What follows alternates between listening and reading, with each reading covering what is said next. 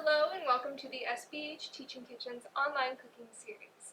My name is Emily, and in today's lesson we will be making our Chipotle pork chops with Kabocha squash and Salsa Verde. Now that might sound like a really complicated dish to make, but it's actually quite simple because this is a one-pan meal, meaning that everything is just going on this one baking sheet or sheet pan. It's going to go in the oven and we're going to have dinner on the table, ready to go in no time. So we're going to start with the Salsa Verde ingredients, and again, those are going to roast along with everything else. So for this we need 5 tomatillos, and for those tomatillos you want to take off the papery husk that's on the outside, and then all you have to do is cut that in half. We also want 6 cloves of garlic. You want to peel those cloves of garlic and try to keep those as whole as possible. If you smash the garlic a lot, it might burn in the oven. We also want 1 to 2 jalapenos, depending on how spicy you like your food. I like my food on the spicier side, so I'm going to do 2 jalapenos. I have 1 in my bowl already, and then for that other one, all we have to do is cut the top off, cut that in half, and then we want to take the seeds out. So you can do this with a spoon. I'm just going in with a knife to remove the seeds and the stems. The last thing we need is 1 onion, and we're just going to cut this into large chunks. So the easiest way to do that is to cut the top off, cut the bottom off, then we can cut that in half. Your onions are always easier to peel after it's been cut in half. Once your onion is peeled, you just want to cut it into big pieces. So I usually cut that half into quarters. You want a pretty big piece of onion there.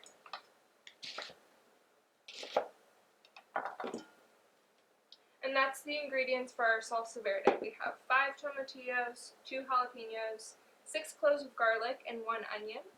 And we are going to toss this with a tablespoon of oil. Then we are going to add a 1/4 teaspoon of salt. And you just want to toss that all together. Once everything's evenly coated, we're going to put that all on one side of our baking sheet. Now it's very important that you use a baking sheet that has decently high sides on it.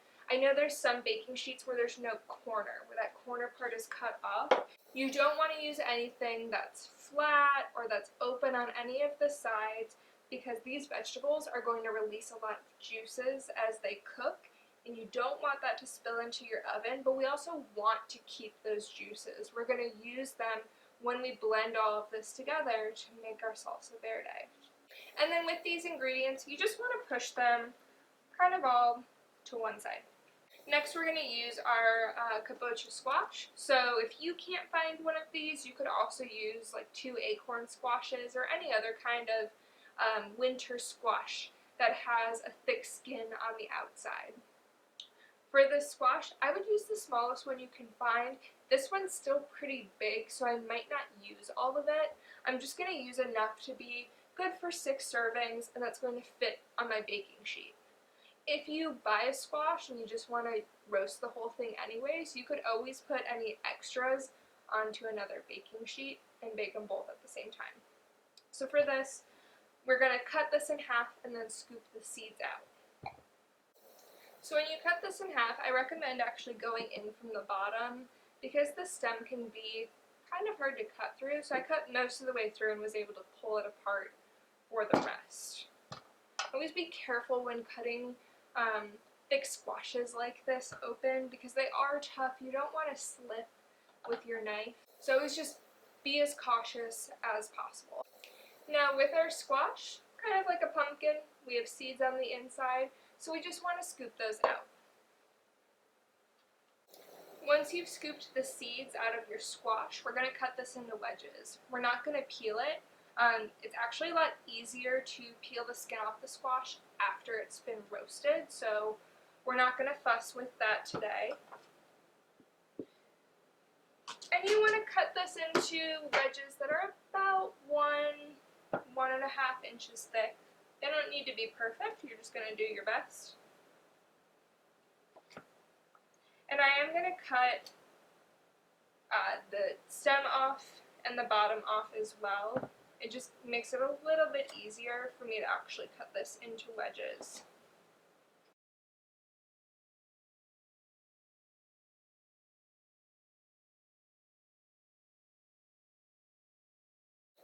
One important thing to remember while you're doing this, because it is rolling a lot, you do want to be really careful.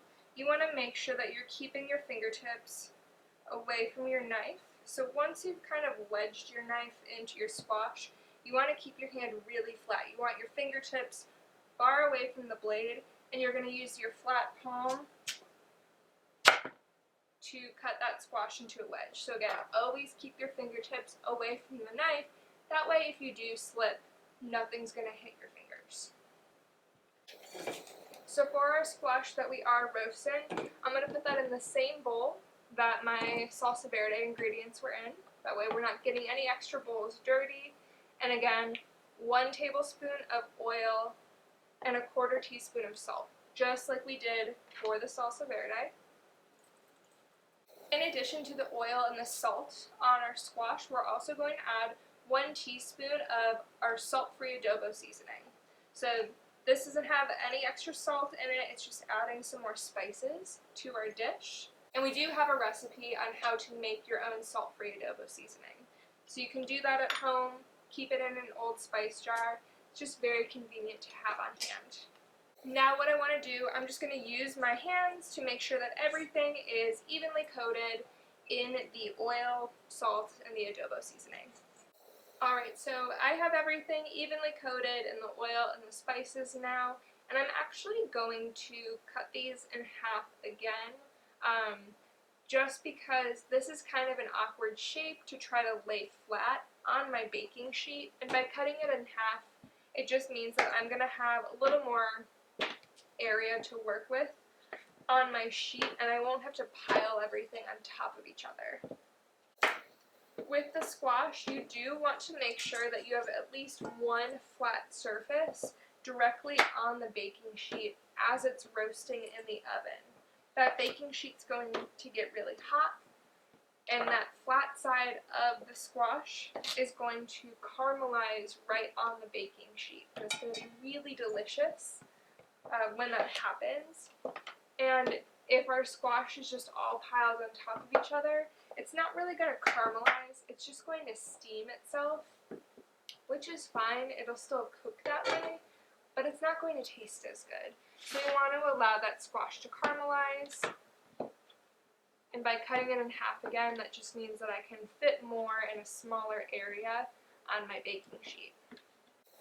And finally, we have our pork chops. So here we're using just a boneless pork chop. The great thing about these is they are very lean. There's not a lot of visible fat in the pork chop. So these are going to be a really great option. They're going to be pretty low in saturated fat, which is something that we do want to limit. There might be a little bit of fat on the outside of the pork. You can leave a little bit on, but if there's a lot, I recommend trimming it away.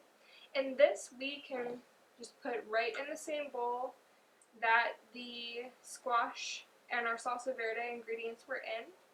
And we're using 6 4-ounce portions of pork. So this is going to make 6 servings total. And to season it, we are going to use a tablespoon of oil, 1/4 teaspoon of salt, and we're going to add 2 tablespoons of adobo sauce from a can of Chipotle's and adobo. So I'm going to add that in my oil and my salt.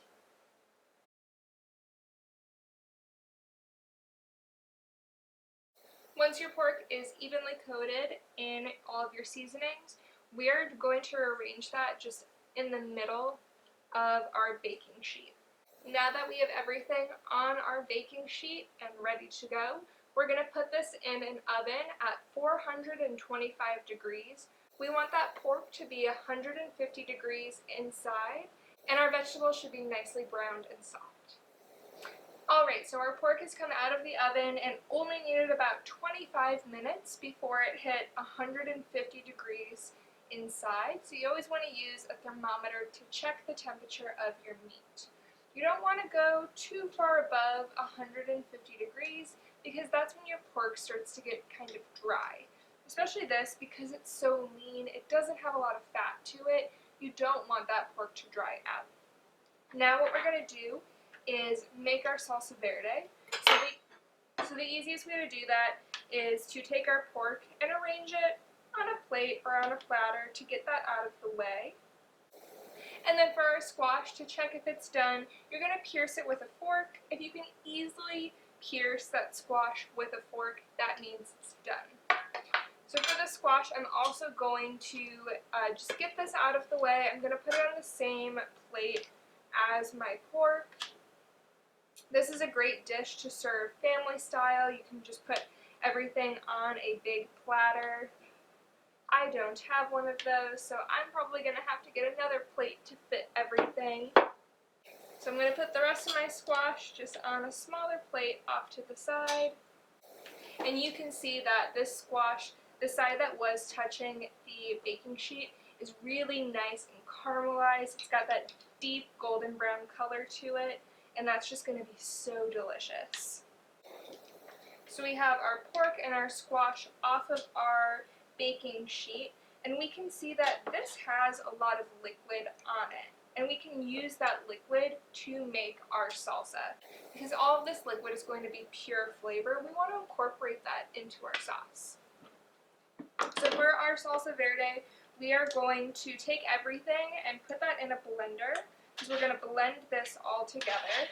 For our salsa, we're also going to use about a half of a bunch of cilantro. That's going to give you about a quarter to a half a cup if you were to chop it up. We don't have to chop this up. I washed this and I trimmed the bottom stems off, and that's going to go right into my blender. And then we want to get some of these great juices into our sauce as well. So I'm actually going to dump everything into my glass that I had my cilantro in. So I have all of the juices from my pan, and I want to use this in my salsa. I'm going to start with about half of this. I believe the recipe calls for about a half cup of juices. There was already some in there, and you don't want to use too much because you don't want your salsa to be too thin. We can always add more liquid, but it's hard to take it away, so we'll start with that. And this has been seasoned already, so we don't need to add any more salt to it. And we're going to blend this. You can either have a really smooth salsa, or you could get a chunky salsa, or somewhere in between, whatever you like. But I'm just going to blend this for about 30 seconds.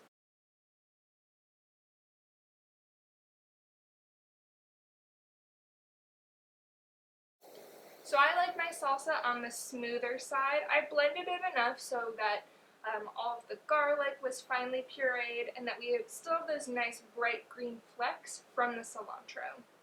Now, I also want this to be pretty thick, so I'm not going to use the rest of these juices, but if you like your salsa a little thinner, you can go ahead and use the rest of that.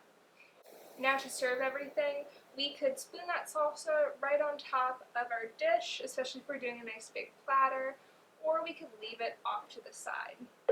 So I'm going to put all of my salsa off to the side, and there we have it, our Chipotle pork chops with our roasted Kabocha squash and our salsa verde. This is a really delicious, simple and easy one-pan meal, and I hope you try it out and enjoy it as well. Thank you for joining us for the SBH Teaching Kitchen's online cooking series. My name is Emily, and we'll see you again for the next